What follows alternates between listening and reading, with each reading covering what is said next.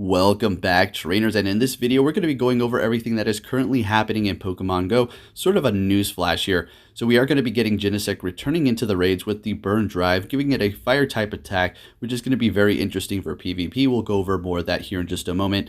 But first, let's go over this event. It is going to be starting January 5th until January 10th. This is going to be the Unova celebration. So our spawns are going to be Snivy, which can be shiny. They're going to be introducing that shiny for this event. Yes, it still needs a community day, and it is a starter, but honestly, I couldn't be bothered to even worry about them releasing a shiny off track. I mean, who cares, right? Let's get it. Also, you're going to have that shiny Pharaoh Seed, which is going to be pretty amazing. Rock and Rolla as well.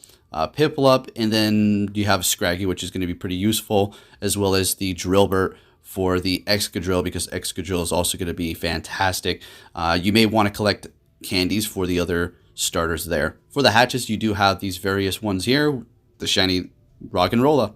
Otherwise, you have Joltik if you need candies for that, trying to make one XL for whatever reason.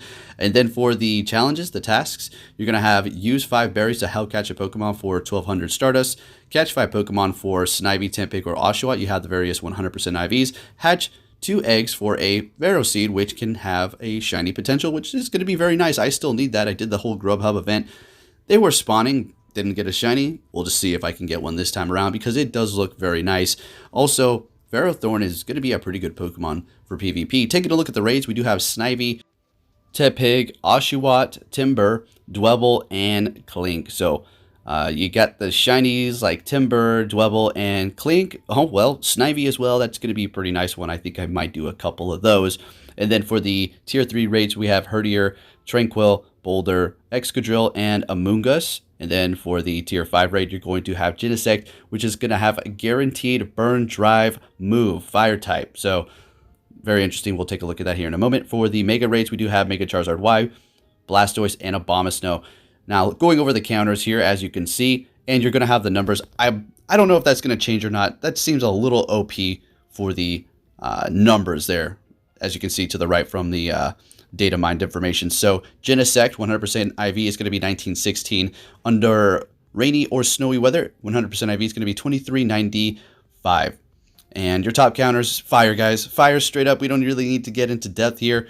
You have Reshiram, Germanitan, Chandelure, Blaziken, Moltres, Entei, and then your various other ones out at the bottom, the Shadows and Megas, which are just going to be putting in so much work, because it is going to be a Bug and Steel, extremely weak to that fire typing. So, and it's kind of like the Ho-Oh deal.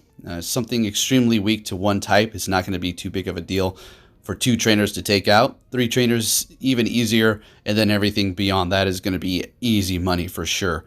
But it does really depend upon the trainer levels and the Pokemon that you do have at your disposal. Now, going over Pvpoke's analysis here of Burn Drive before it is released for the Ultra League, as you can see, it is going to be ranked at number 54, and taking out Cresselia, Melmetal, Togekiss, Venusaur, and Escavalier fairly well. Now, remember, everything is subject to change. Who knows if they change the numbers before they do release it for the Burn Drive, so just keep that in the back of your mind. Now, going over some additional information here, this is pretty awesome stuff, and I don't really partake in these sort of hashtag deals, but this one I had to just enter, even though I know me winning is a long shot because of Niantic not liking me, I think. Basically, what they're going for is you're going to be able to be a character in the game. During the Kanto tour event deal, you're going to have NCPs walking around the map, and which you can possibly be one. They did ask you to pick a team that does consist of the Kanto region, as well as no legendary or mythical Pokemon. So as you can see, I did pick Shiny Venusaur, Shiny Hypno, and Shiny Charizard. And then I go on to say that after you beat me, you may encounter a Shiny Venusaur with Frenzy Plant. Just a little something for fun there. But like I said, probably not going to happen. As far as the Gucci stuff, guys, apparently it's going to just be at sponsored stops. And they do have a list of the various different places that you could potentially find one of these Gucci sponsored stops here. Okay, just thought I'd bring you this because everybody thought it was so funny. How much is it going to cost? It's not going to cost anything, actually. You're going to have to spin a stop to get it. And then at the very bottom, they go on to say, and you could find one of these stores and buy the corresponding clothes with your trainer to match in real life. Well, that's going to cost you one pretty penny. If you're rich, indulge. But for the rest of us out here, we're like, yeah, right. We'd rather take that money and buy groceries for, I don't know, a couple of weeks, right, or something like that. Anyways, moving on here. The challenge collection challenge, which is going to be a new little feature here. Pretty interesting. But before we do take a look at that, my progress here, we got everything down. We just need to wait for those weeks to get the 25 kilometers each time. So the collection challenge is going to be over in the binoculars in your today view, in which you're going to have a list of Pokemon to collect. So it is going to be in correspondence with the Unova event that we do have, so you should be able to knock this out no problem. Just a matter of time and you being out there and catching. You're going to get yourself a few nice items, so pretty interesting. Also thought I'd show you guys this hidden level 45 challenge. Yes, I am at level 47, but it continues to stay, and I haven't really been on the ball for this, but apparently you're going to be getting a secret pose after that as well. I've seen a few people have that.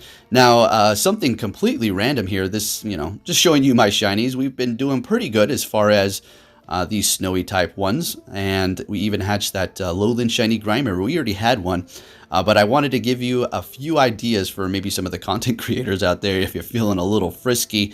Don't see the real use in one of these yet, but I'm maybe thinking about maxing this out. As you can see, it will land at 1500 exactly at level 50.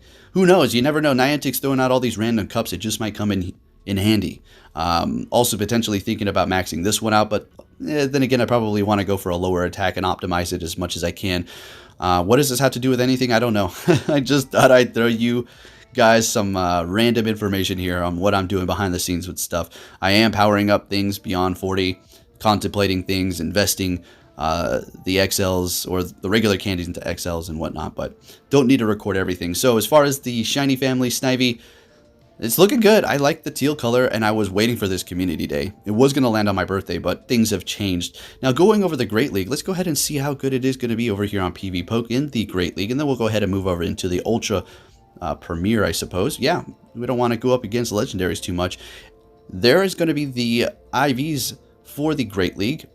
You have 1 through 10, and that is going to be your ranks for the best to the worst there, although they're pretty much all the best there.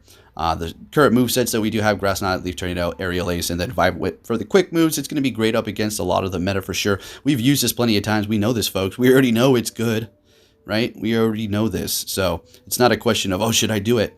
If you're thinking about maxing one out, and even XL, because you can do that, and it is going to be fantastic and make it that much more better when you do invest the XLs.